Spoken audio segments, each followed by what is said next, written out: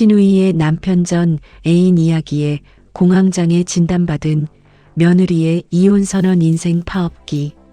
사랑하는 인생 선배님들, 오늘은 우리 모두 가슴 깊이 공감할 수 있는 우리 시대의 가족사를 들려드리려 합니다.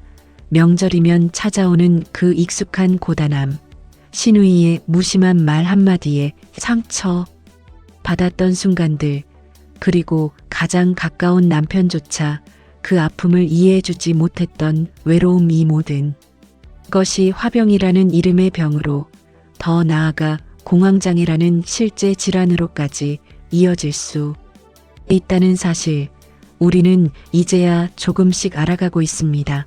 명절 아침 5시, 세상은 아직 깊은 잠에 빠져 있지만 며느리 수진에게는 이미 하루가 시작된 지 오래입니다.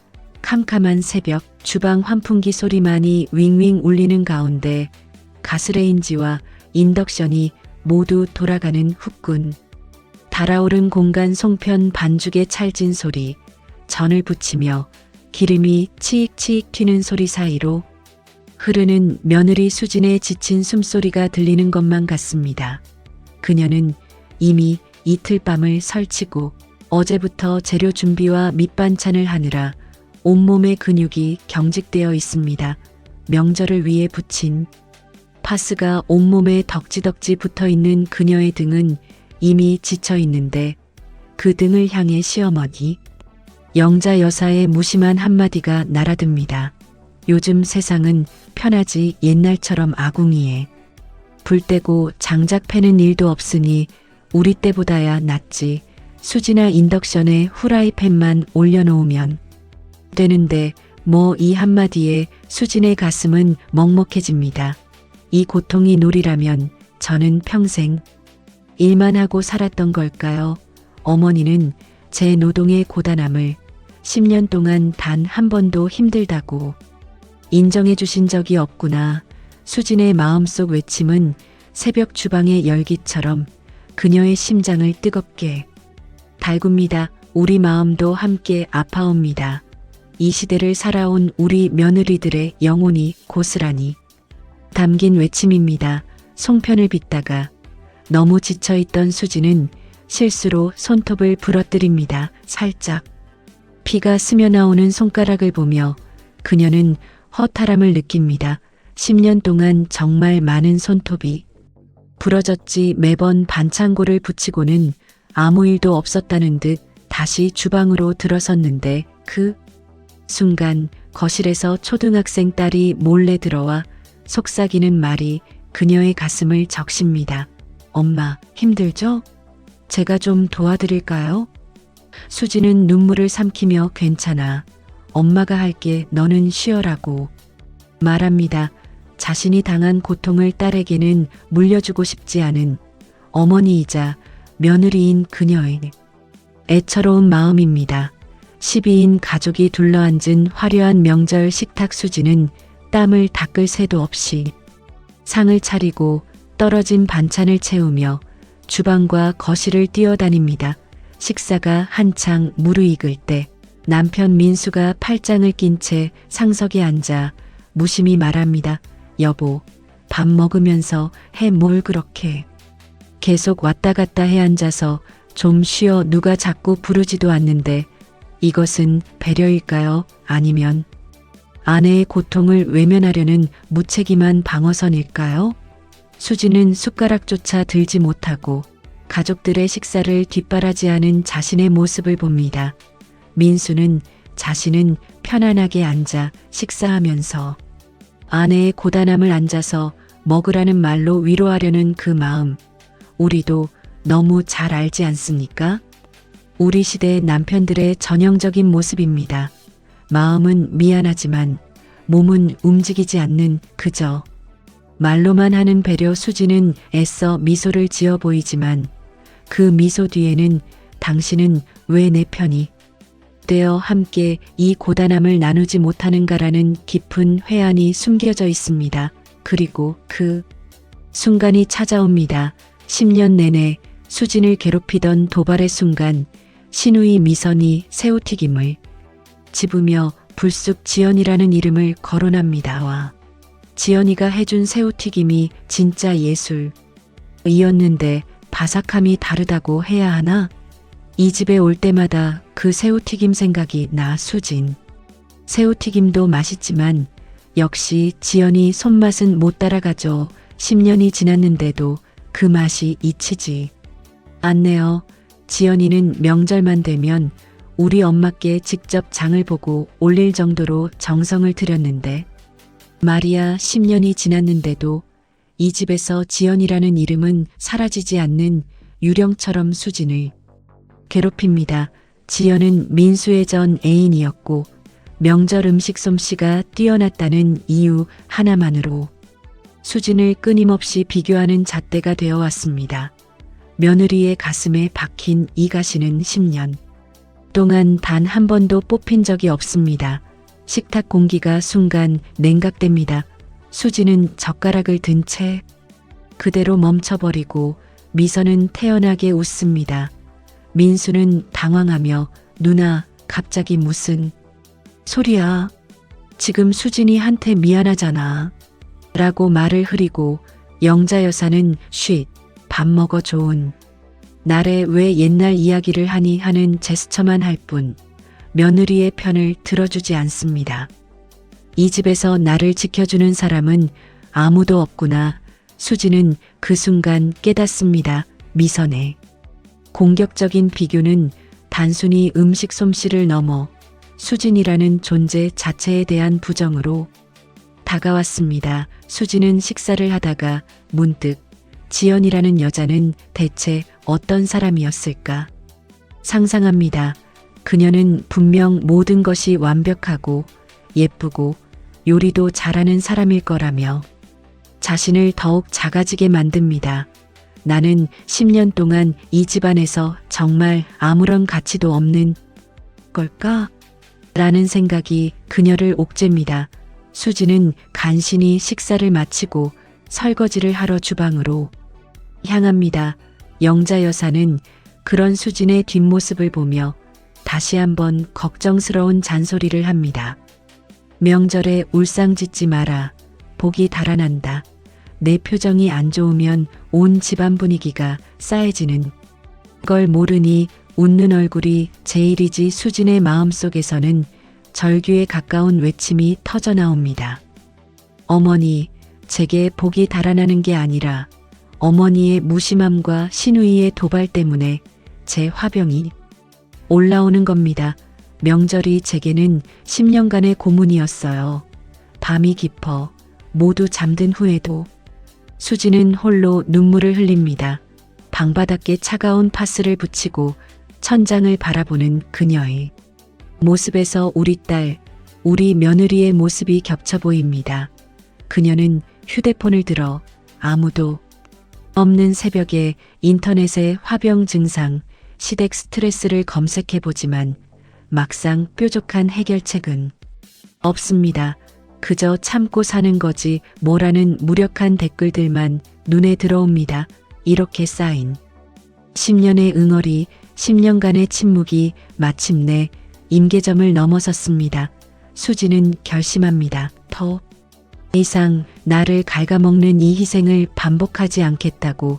이 밤 그녀의 마음속에서는 다음 해 설날 모든 것을 멈추겠다는 거대한 폭풍 후 파업 선언이 조용히 예고되고 있습니다. 다음 해 설날 아침 시계는 5시를 가리키지만 주방에서는 아무 소리도 들리지 않습니다. 수지는 이불을 덮고 누워 고통스러운 침묵 속에 있습니다. 그녀의 몸은 마치 굳어버린 석상처럼 미동조차 하지 않습니다. 10년 동안의 긴장과 분노가 마침내 육체를 지배한 것입니다. 머리는 무겁고 가슴은 답답하며 숨 쉬는 것마저 힘들게 느껴집니다. 일어나야 한다는 의무감과 더는 못하겠다는 절규가 팽팽하게 맞서는 가운데 남편 민수가 당황한 얼굴로 그녀를 깨웁니다. 여보, 새벽 5시야. 왜 안 일어나? 어머니 곧 오시겠어. 명절인데. 다들 기다리고 있을 텐데. 수지는 창백한 얼굴로 힘겹게 입을 엽니다. 그녀의 목소리는 떨리지만 의지는 확고합니다. 몸이 너무 안 좋아요. 민수 씨 10년 동안 쌓아온 감정의 병이 드디어 온 것 같아요. 숨쉬기도 힘들어요. 온몸에 힘이 하나도 없어. 오늘은 아무것도 못할 것 같아요. 정말 죄송해요. 그녀의 파업 선언에 민수의 얼굴은 충격으로 굳어집니다. 명절인데. 이게 무슨 소리야? 어머니께서 무슨 생각을 하실까? 당신 때문에 우리 체면이 뭐가 되겠어. 누나는 또 뭐라고 할지. 그의 목소리에는 우리 때는 병원 실려가도 명절에는 갔어. 며느리의 의무가 우선이다라는 우리 시대의 고루한 가치관과 체면, 문화가 고스란히 담겨 있습니다. 체면? 민수 씨에게 나보다 체면이 더 중요한 거야? 나는 10년 동안 체면 때문에, 내 체면 때문에 이 고통을 참아온 거야.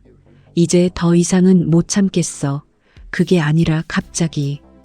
이렇게 되면 내가 어떻게 어머니께 설명을 해? 누나는 또 내가 뭘 했어? 수진이는 원래 체질이 약해서 이러면서 그럼 너는 내 누나 말이 맞다는 거니? 나는 체질이 약해서 성격이 예민해서 이렇게 된 거라고? 이 대화에서 민수는 아내의 문제보다 설명하기 어려운 상황을 더 걱정하고 있음을 스스로 드러냅니다. 민수는 극심한 딜레마에 빠집니다. 그는 분명 아내를 사랑합니다. 하지만 그에게 가장의 역할은 아직도 돈 버는 일과 어머니와 아내 사이의 체면을 지키는 일이 전부입니다. 아내에게 미안하다는 감정과 어머니께 불효를 하는 것 같다는 죄책감이 교차하며 그의 머릿속을 맴돕니다. 민수는 중얼거립니다. 수진이 말이 맞긴 맞는데 명절은 좀 다르잖아. 1년에 딱 2번인데 이걸 못 참고 드러누우면 엄마한테 내가 뭐라고 설명을 해? 엄마는 분명히 며느리가 남편 잘 둔 거지. 명절 하나 참지 못하냐고 하실 거야. 누나는 또 뭐라고 비아냥댈 거고 나는 그저 편하게 지내라고 했을 뿐인데 왜 이렇게 상황이 꼬이는 거지? 왜 나만 이렇게 힘들어야 하는 거지? 그는 아직도 아내의 마음을 지키는 것이 자신의 체면이나 어머니의 심기보다 훨씬 더 중요한 진정한 가장의 역할이라는 것을 깨닫지 못하고 있습니다. 10년 동안 아내가 겪은 고통의 무게를 자신의 체면, 걱정과 맞바꾸는 우리 시대 남성 가장들이 흔히 저지르는 무심한 오류입니다. 바로 그때 침묵만이 가득했던 방에 끔찍한 진동음이 울립니다. 며느리의 휴식처이자 마지막 피난처였던 휴대폰이 울리는 것입니다. 신우이 미선이 가족단체 채팅방에 올린 메시지였습니다. 엄마랑 동생 명절 아침에 떡국도 못 드시고 어쩐대요.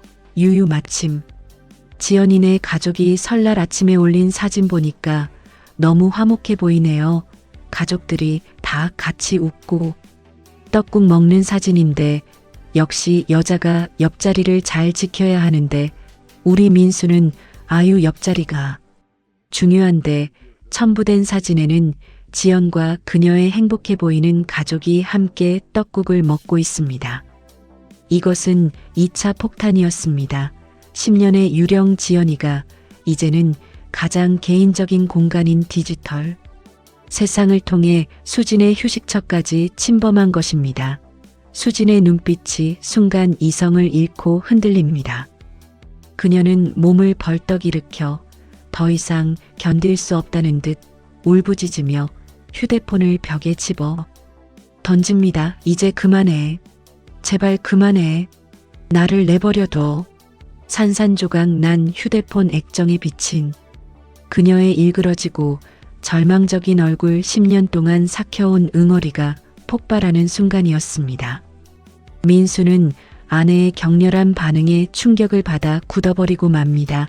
그는 아내가 그동안 겪은 고통이 자신이 생각했던 며느리 역할의 고단함 수준을 훨씬 넘어섰음을 휴대폰의 산산조각. 난 액정을 통해 비로소 깨닫게 됩니다. 휴대폰이 산산조각 난 후 방은 죽음 같은 고요에 휩싸입니다. 수지는 그 자리에 주저앉아 울음도 나오지 않는 침묵의 흐느낌에 빠집니다. 민수는 그런 아내를 바라만 볼 뿐 어떻게 위로해야 할지, 무엇을 말해야 할지 전혀 알지 못합니다. 그는 단지 괜찮아, 괜찮아라고 중얼거릴 뿐입니다. 그 괜찮아라는 말이 이 상황을 결코 괜찮게 만들 수 없다는 사실을 그는 이제 막 깨닫기 시작했습니다. 시청자 여러분, 며느리의 파업 선언 뒤에는 10년 동안 삭혀온 고단함이 숨어 있습니다. 명절 상차림은 단순히 음식을 만드는 것을 넘어 온 가족의 기대와 평가를 견뎌내는 잔혹한 자리였습니다. 수지는 제사상에 올라갈 밤을 까면서도 나물의 간을 맞추면서도 끊임없이 지연이라는 유령과 싸워야 했습니다. 명절 음식은 원래 여자가 해야지 피곤하다고 안 하면 어떻게라는 민수의 무심한 말 한마디 한마디에 그녀의 마음은 조금씩 얼어붙었고 결국 10년 시계는 멈춰버린 것입니다. 이 파업은 단순한 명절 거부가 아니라 더 이상 나를 희생하여 가족을 유지하지 않겠다는 생존을 위한 외침이었습니다. 설날이 지난 후 집은 폭풍우가 지나간 것처럼 싸늘한 침묵만이 감돕니다. 며느리의 파업은 결국 집안 어른들의 불평으로 이어졌고 민수는 어머니와 누나의 전화를 번갈아 받아야 했습니다. 며칠 뒤 시어머니 영자 여사의 전화가 걸려옵니다. 수지는 마음의 준비를 하고 전화를 받습니다. 수진아, 몸은 좀 괜찮니? 내가 얼마나 마음이 안 좋았는지 몰라. 명절에 병이 나다니 얼마나 힘들었으면. 친절하고 걱정 가득한 목소리는 순간 수진에게 위로가 되는 듯 했지만 이어지는 영자 여사의 말은 수진의 마음을 다시 한번 갈기갈기 찢어 놓습니다. 물론 내 몸이 제일 중요하지. 그런데 말이다. 얘야, 우리 집 며느리가 명절에 아프다고 안 오면 주변 친척들이나 이웃들은 뭐라고 할까? 내가 얼마나 걱정했는지 모르겠다. 영자 여사 며느리가 몸이 그렇게 약하대. 시집살이 힘드나 보다. 이러면서 다들 나만 불쌍하게 보더라고.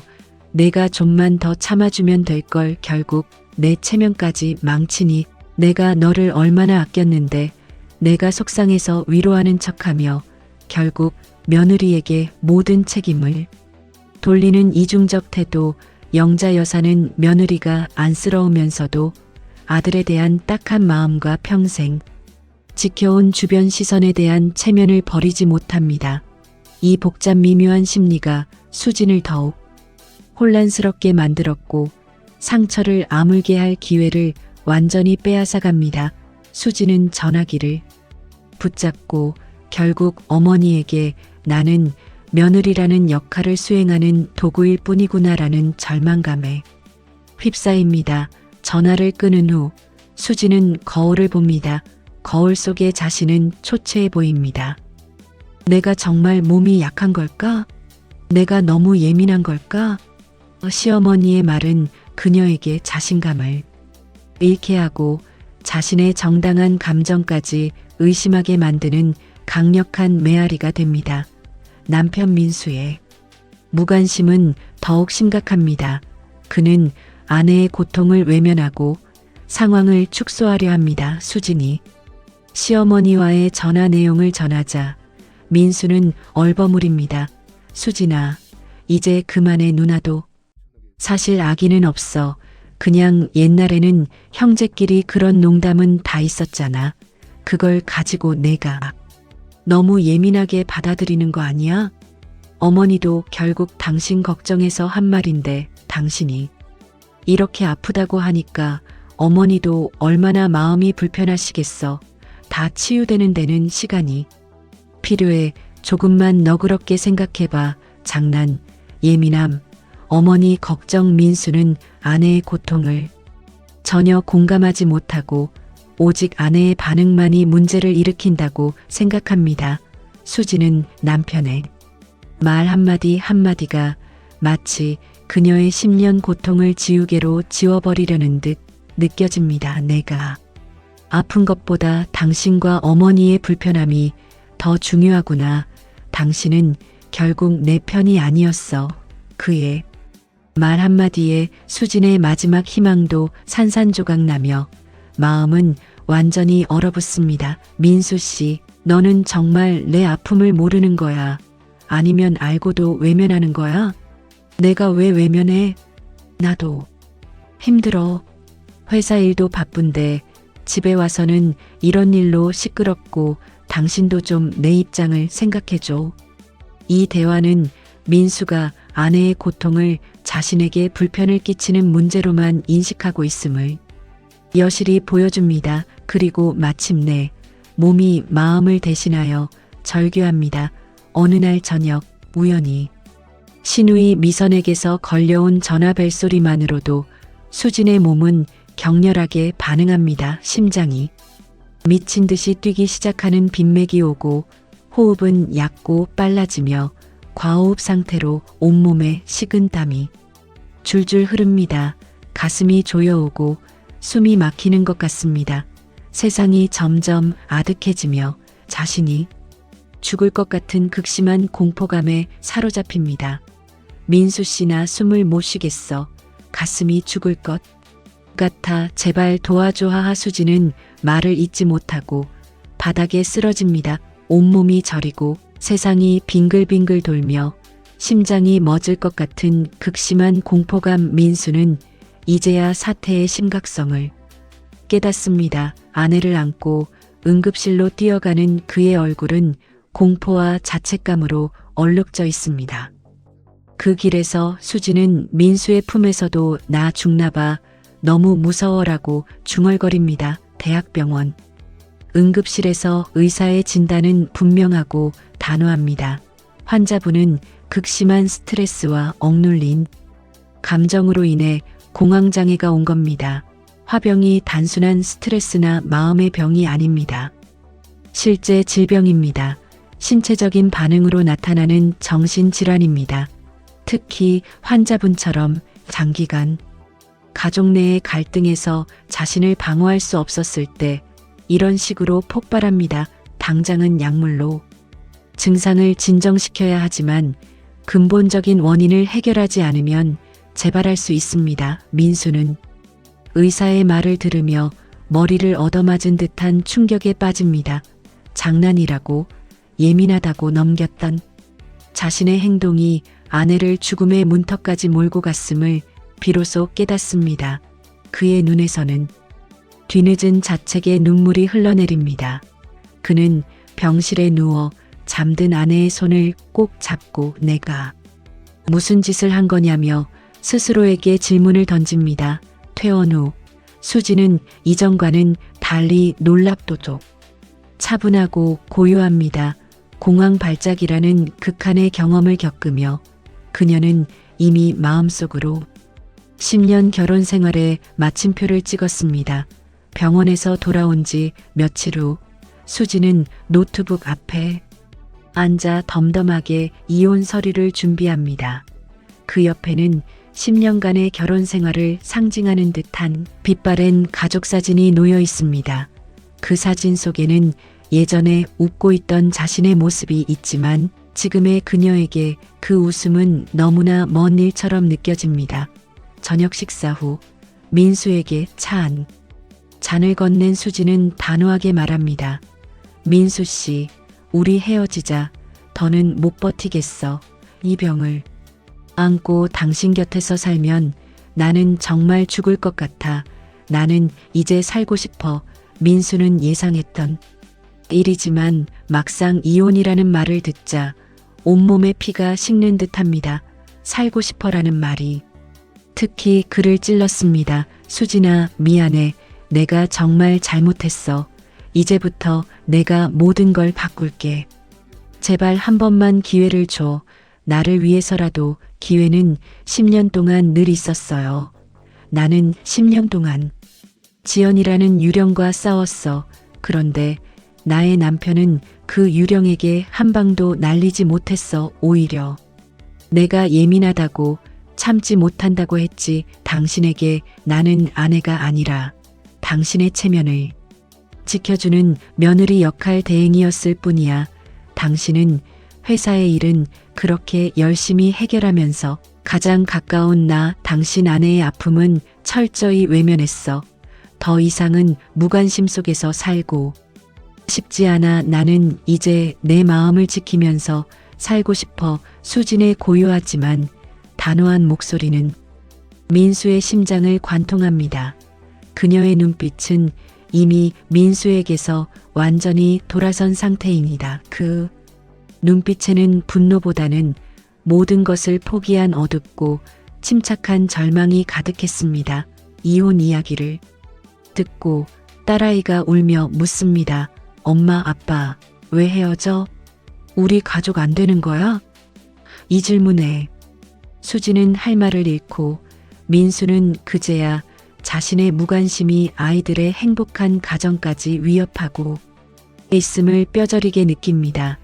민수는 비로소 자신이 아내에게 무엇이었는지를 처절하게 깨닫습니다. 그는 회사에서는 인정받는 부장, 뛰어난 문제 해결사였습니다. 하지만 가정이라는 가장 중요한 프로젝트에서는 낙제점의 가장이었습니다. 나는 당신이 힘들 때마다 등 돌린 사람이었네. 나는 내 어머니의 아들이기를 택했고 누나의 장난을 용인했고 내 아내의 고통을 외면했어. 나는 당신의 편이 아니었어. 가장 중요한 내 가족을 지켜야 한다는 최고 경영자의 역할을 방기했던 거야. 내가 내 손으로 당신을 병들게 했구나. 당신이 살고 싶다는 그 말, 내가 당신을 그렇게까지 몰아넣었다는 사실이 나는 정말 용서받을 수 없을 것 같아. 그의 자괴감은 깊어만 갑니다.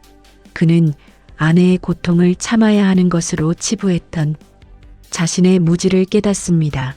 그는 회사 동료에게는 친절하게 대해주면서 정작 집에 와서는 아내의 작은 감정 변화에도 무심했던 자신을 떠올립니다. 시청자 여러분, 가장으로서의 책임은 무엇이었습니까? 회사에서 인정받는 거? 돈을 벌어오는 거? 민수가 깨달은 것처럼 가장의 진정한 역할은 가장 가까운 아내의 마음을 지키는 영원한 내 편이 되어주는 것이었습니다.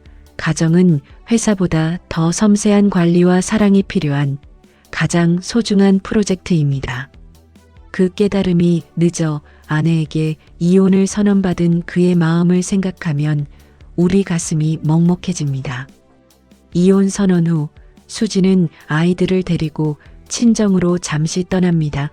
텅 빈 집에 홀로 남겨진 민수는 공허함에 압도됩니다. 빈 주방, 조용한 아이방, 따뜻한 밥 냄새 대신 적막만이 가득한 공간. 식탁 위에는 그가 좋아하는 반찬을 정갈하게 담아두었던 아내의 손길이 사라졌습니다. 세탁 바구니는 넘쳐나지만 그는 빨래하는 방법을 모릅니다. 냉장고를 열어도 먹을 것이 저절로 나오지 않습니다. 아내가 없으면 집은 빈집에 불과하다. 그는 아내가 단순히 집안일을 하는 사람이 아니라 이 집의 온도와 생기와 사랑을 만들어내는 가족의 심장이었음을 비로소 깨닫습니다.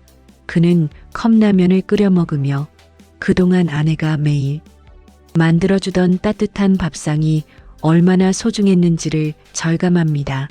그의 절규에 우리도 함께 공감합니다. 늦었지만 민수는 이제라도 진정한 가장으로 다시 태어나야 함을 느낍니다. 민수는 수진이 친정으로 보내는 짐을 정리하던 중 우연히 발견한 심리 상담 기록을 읽습니다. 그 안에는 10년간의 고통이 적나라하게 기록되어 있었습니다. 그것을 읽는 것은 고통스러운 일이었지만 그는 눈을 돌리지 않고 읽어내려갔습니다. 신우이의 반복된 지연이 가스라이팅. 그 이름은 제게 칼과 같았습니다. 10년간 매 명절마다 그 칼이 저를 찔렀지만 아무도 제 출혈을 봐주지 않았어요. 미선 씨는 웃으면서 말하지만 그건 농담이 아니라 제 존재를 부정하는 심리적 학대였어요. 저는 그 자리에서 꼼짝없이 당해야만 했죠. 남편은 그저 누나는 원래 그런 사람이야 라고만 했을 뿐이었습니다. 남편의 무관심으로 인한 버려짐의 감정. 환자는 남편에게서 정서적 지지와 보호를 요청했으나 남편은 가족 내 분쟁을 회피하며 환자의 고통을 예민함으로 치부했습니다. 이는 환자에게 사랑하는 이에게 버려졌다는 극심한 외상 후 스트레스를 유발했습니다. 환자는 내가 문제인가라는 자기 의심에 빠지게 되었고 이는 자아 존중감을 크게 손상시켰습니다. 공황 발작의 원인 장기간 억눌린 분노인 화병이 자기 방어 기제를 무너뜨리며 극도의 불안 상태인 공황으로 발전. 특히 시댁 식구와 관련된 자극인 전화 벨소리나 특정 이름에 취약한 환자의 뇌와 신체는 더 이상 위험 신호를 참을 수 없게 되어 공격적으로 반응하고 있습니다. 민수는 이 기록들을 보며 그동안 자신이 얼마나 잔인하고 무심했는지 깨닫고 눈물을 흘립니다. 누나의 장난이 아니었어. 엄마의 체면이 문제가 아니었어. 내가 내 아내를 지켜주지 못한 것이 가장 큰 죄였어. 나는 아내에게 상처를 준 가장 큰 공범이었구나. 그는 상담 기록에 적힌 가스라이팅, 심리적 학대, 외상 후 스트레스라는 단어들이 무섭게 다가옵니다. 자신이 가벼운 농담이라고 치부했던 것이 아내에게는 그렇게 치명적인 상처였음을 깨닫습니다. 민수는 결심합니다. 이번 평생 한 번은 아내의 편에 서야 한다. 내 가족을 지키는 것이 가장 먼저다.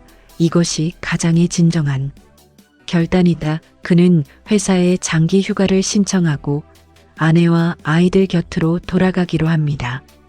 그리고 어머니를 찾아가기 전 수진에게 전화를 겁니다. 수진아, 나 상담 기록 봤어. 10년 동안 혼자 싸우게 해서 미안해. 내가 이제야 깨달았어. 누나나 어머니가 문제가 아니라 내가 당신의 편이 되어주지 못한 것이 가장 큰 죄라는 것을 나 용기 있는 결단을 내리려고 해. 당신이 다시 나를 믿어줄 수 있도록 시간을 벌어올게. 우리 가족을 지키기 위해서는 지금은 엄마와 누나로부터 떨어져 있어야 할 것 같아. 수지는 전화기에 침묵합니다. 하지만 그 침묵 속에는 이전과는 다른 미약한 기대감이 섞여 있었습니다. 민수는 어머니 영자 여사를 찾아가 단호하지만 존경심을 담아 말합니다.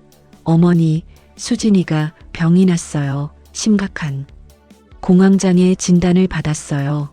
신우이 미선 누나가 자꾸 지연이 이야기를 꺼내고 그걸 제가 막아주지 못해서 생긴 병이에요. 저희 가족에게는 시간이 필요해요. 영자 여사는 충격과 분노에 휩싸입니다. 뭐? 공황장애? 그게 명절 음식 몇 번 안 했다고 생기는 병이야? 여자라는 게 원래 시집살이는 꾹 참는 거지. 시집 와서 편하게 살았으면 됐지. 무슨 병을 얻어. 내가 왜 그렇게 유세를 떨게 놔두는 거야. 당장 데리고 와서 사과를 해야지. 어머니, 이제 그만하자고요. 수지는 제 아내입니다. 우리 집안의 평화를 지키기 위해 희생되어야 할 사람이 아니에요. 어머니의 그 말씀이 수진에게 더 큰 상처가 됩니다. 저 앞으로 2년간 어머니 댁에 오지 않겠습니다. 미선 누나와도 연락하지 않겠습니다. 제 아내와 아이들을 지켜야 합니다. 이것이 제가 내린 가장으로서의 결단입니다. 어머니, 이것이 바로 새로운 효입니다. 어머니께서 아들을 키워주신 것은 제가 행복한 가정을 꾸리는 모습을 보시기 위함 아닙니까? 지금의 저는 그 행복을 잃어가고 있습니다. 영자 여사는 경악합니다.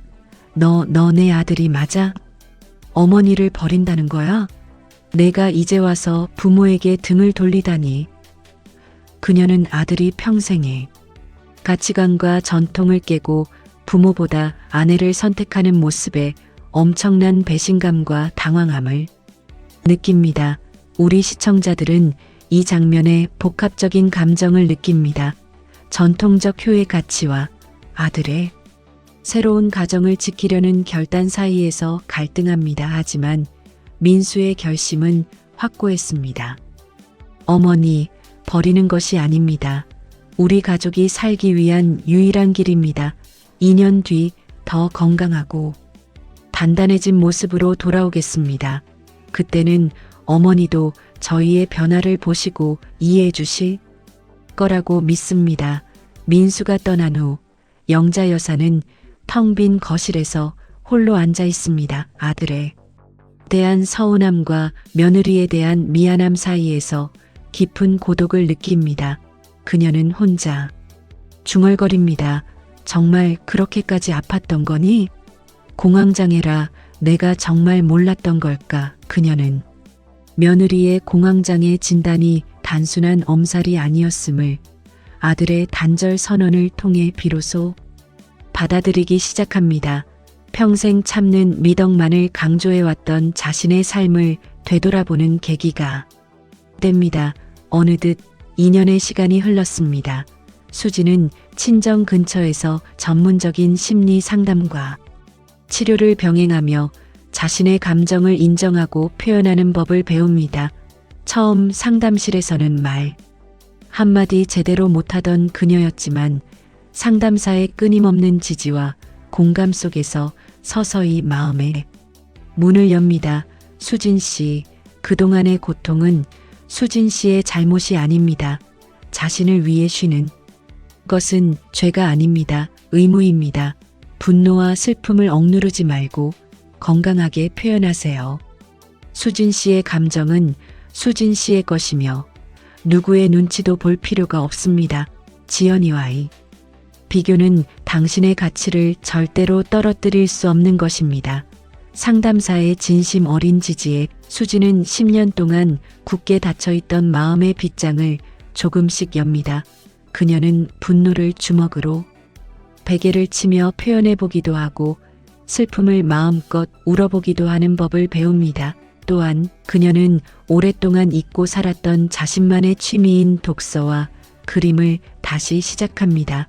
그녀의 얼굴에는 10년 동안 볼 수 없었던 밝고 편안한 미소가 피어납니다.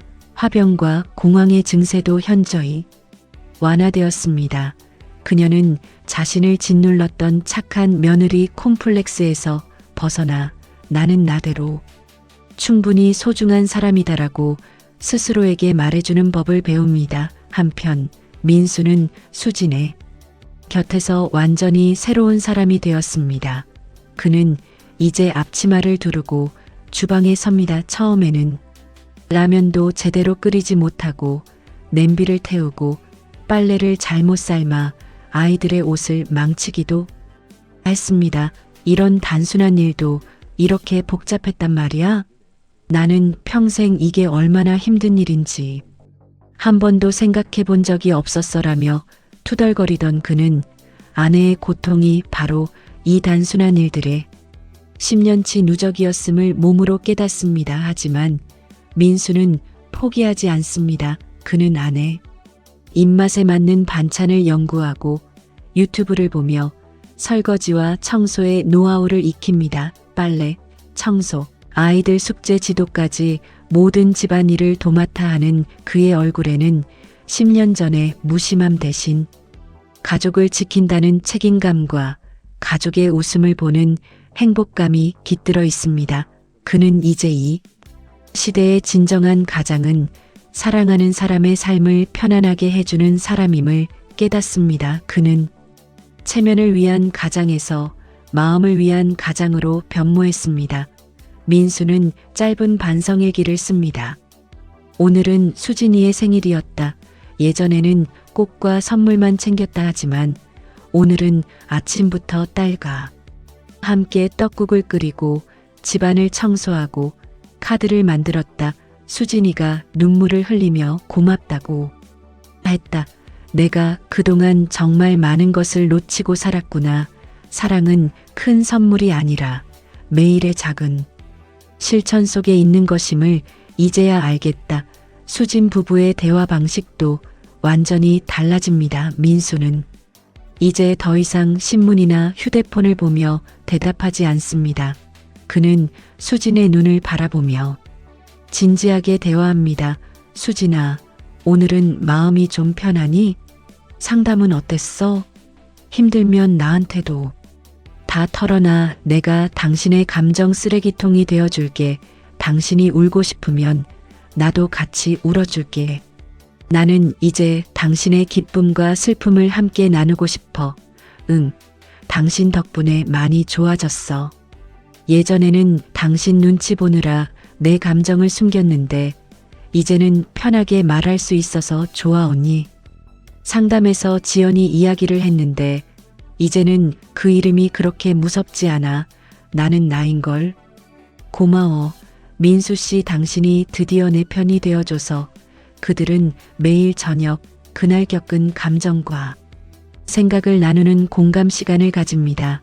함께 주말 농장을 찾아 작물을 심고 서로의 손을 꼭 잡고 걷는 그들의 모습에서 진정한 사랑은 희생이 아니라 공존임을 확인하게 됩니다. 남편이 해주는 따뜻한 밥상, 아내를 향한 진심 어른 안부 인사, 2년간의 고독한 단절은 오히려 10년 동안 골랐던 상처를 도려내고 가장 낮은 곳에서 피어난 진정한 사랑과 신뢰를 확인하는 기적의 시간이었습니다.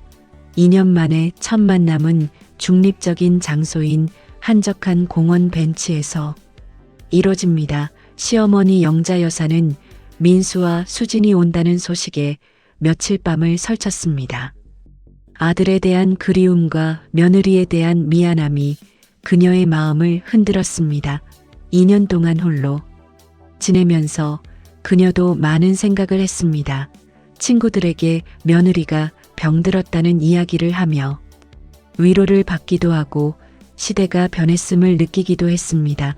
벤치에 앉아 밝고 편안해진 얼굴로 자신을 마주보는 수진을 본 영자 여사는 놀라움을 금치 못합니다.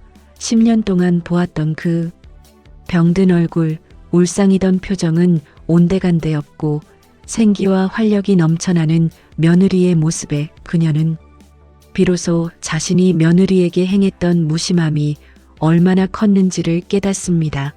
그녀의 마음속에 자리 잡았던 며느리는 원래 그래야 한다는 고정관념이 흔들리는 순간이었습니다. 영자 여사는 손수건을 꺼내 눈물을 닦으며 2년 동안 묵혀왔던 진심을 용기 있게 털어놓습니다. 며느리 수진아, 내가 정말 미안하다. 그동안 얼마나 힘들었니? 내가 너에게 얼마나 큰 병을 안겨줬니? 나는 그저 우리 민수 잘 되기만 바랐고 우리 집안 체면만 중요하게 여겼을 뿐인데 내 새끼 욕심이, 내 체면 욕심이 너에게 그렇게 큰 상처를 줬는지 몰랐다.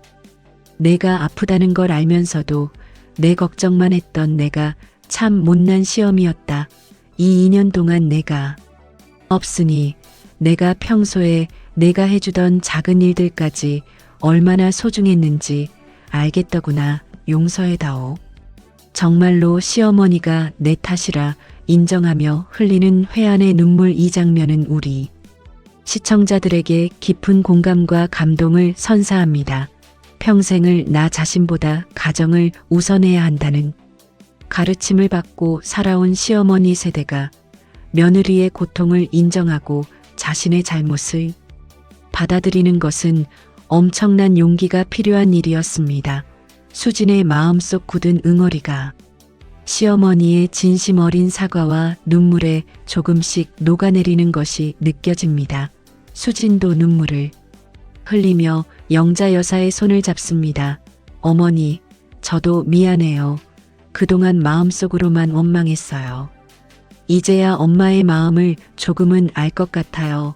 앞으로는 서로 조금씩 배려하면서 지내요. 민수는 이제 더 이상 중재자가 아닙니다. 그는 성숙해진 아들로서 단호하지만 사랑이 담긴 가족 경계선을 선언합니다. 엄마 미안해하지 마세요. 이제는 제가 제 가족을 지킬 때도 됐습니다. 지난 10년은 모두에게 지옥이었어요. 하지만 지난 2년은 저희 가족에게는 반드시 필요했던 치유의 시간이었습니다. 엄마도 엄마의 삶을, 저희 가족은 저희 가족의 삶을 살겠습니다. 이제 명절에 의무적으로 오지 않을 겁니다. 하지만 엄마가 보고 싶을 땐 제가 자주 찾아뵐게요. 수진이와 아이들을 강요하지 않을 겁니다. 우리 각자의 자리에서 서로를 존중하며 사는 게 지금 우리에게 가장 필요한 가족의 모습인 것 같아요. 그의 단호하지만 사랑이 담긴 말에 영자 여사도 비로소 고개를 끄덕입니다.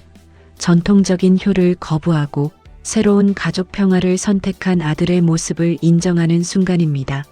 2년 동안 내가 얼마나 외로웠는지 아니하지만 너희들이 이렇게 밝게, 이렇게 행복하게 돌아오니 이 단절이 곧 축복이었구나 싶다. 수진아, 너도 이젠 행복하게 살아라. 나는 이제 너희들을 놓아줄게.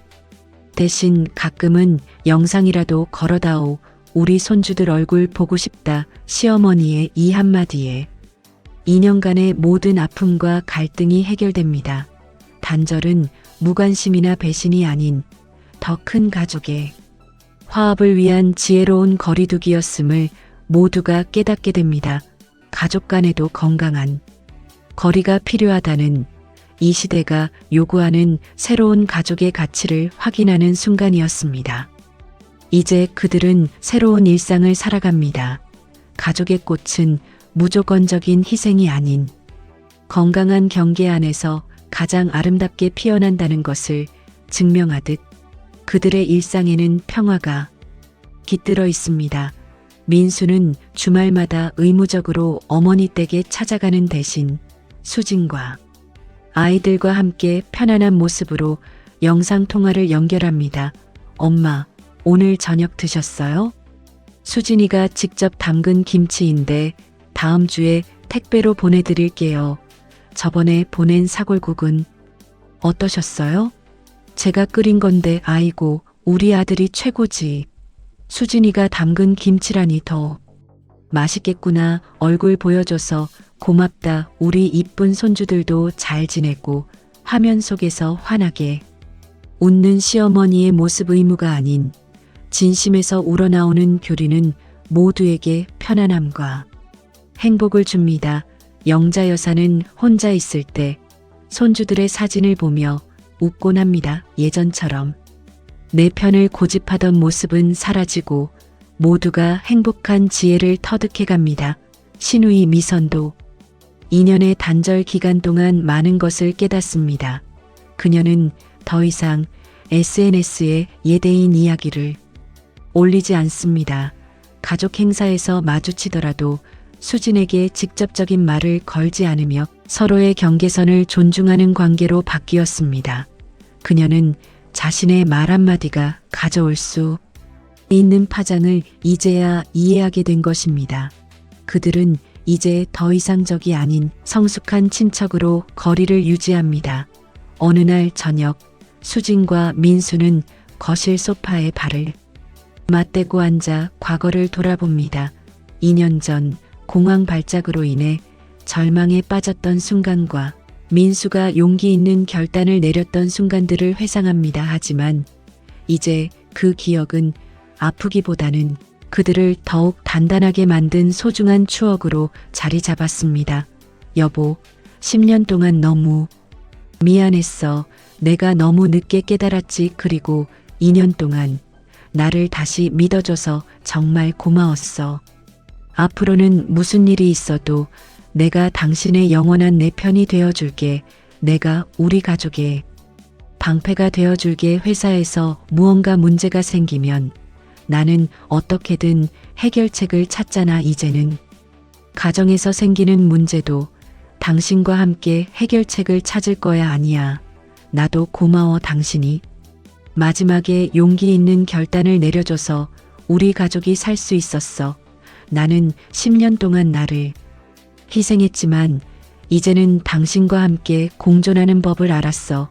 이제는 당신을 믿고 내 마음을 편안하게 지킬 수 있을 것 같아. 우리 이제는 우리를 잃지 않는 선에서 각자의 나도 지키는 거겠지? 두 사람이 서로를 끌어안는 모습 위로 따뜻한 햇살이 비춥니다. 그들의 집은 더 이상 긴장과 고통이 아닌 진정한 사랑과 평화가 깃든 보금자리로 다시 피어났습니다. 아이들의 웃음소리가 가득한 이 집에서 그들은 서로를 최우선으로 하는 새로운 가족의 지평을 열었습니다. 다음 명절, 수지는 무리하지 않는 선에서 시댁에 함께 갑니다. 하지만 이번에는 민수가 모든 준비를 주도하고 수지는 옆에서 도움을 줍니다. 영자 여사도 수지나 너무 힘들지 않게 해라며 배려합니다. 식탁에서 미선은 아무 말도 하지 않지만 수진을 향해 미소를 지어 보입니다. 그 미소가 완전한 화해는 아니겠지만 서로를 향한 첫걸음이었습니다. 사랑하는 인생 선배님들, 10년의 응어리, 2년의 침묵, 다시 피어난 가족의 꽃 이야기는 어떠셨나요? 이 이야기는 단순한 드라마가 아니라 우리 주변, 어쩌면 여러분의 가정에도 은은하게 존재해왔을 그 갈등과 아픔을 있는 그대로 담아내려고 노력했습니다. 예전에는 욱하고 참는 것이 미덕이라고 여겨졌습니다. 하지만 그 참음이 쌓여 화병이라는 이름의 병을 넘어 공황장애라는 실제 질환이 되어 우리를 괴롭힌다는 것을 우리는 이 드라마를 통해 다시 한번 마주보게 됩니다. 우리 며느리들이 겪었던 고통은 나약함이 아닌 구조적인 외로움이 만들어낸 필연적인 결과였습니다. 이 이야기는 그 아픔을 단절이라는 과감한 결단으로 치유해가는 과정을 그렸습니다. 단절은 무관심이나 배신이 아닙니다. 가족이라는 이름으로 상처받는 것을 멈추고 서로를 다시 인격으로 바라보기 위한 지혜로운 거리두기였습니다. 때로는 한 걸음 물러서야 더 넓은 풍경을 볼 수 있듯이 가족도 적당한 거리에서야 그 진가를 빛낼 수 있습니다. 남편 민수의 아내의 편이 되겠다는 결심, 그리고 시어머니 영자의 내 새끼 욕심이 내게 상처를 줬다는 진심 어린 사과가 없었다면 이 가족의 꽃은 영원히 피어나지 못했을 것입니다. 모든 가족의 관계 회복은 결국 가장 가까운 사람의 편이 되어주는 용기와 어른의 진심, 어린 사과에서 시작됩니다. 그것이 진정한 효이자 사랑의 모습이 아닐까요? 여러분의 가정에도 작은 균열이 보인다면 그저 덮어두지 말고 용기 내어 마주보시길 바랍니다. 큰 소리 내어 다투라는 것이 아닙니다. 수진과 민수처럼, 영자 여사처럼 자신의 마음을 솔직하게 들여다보고 상대방을 향한 작은 배려의 말 한마디를 건네보시길 바랍니다.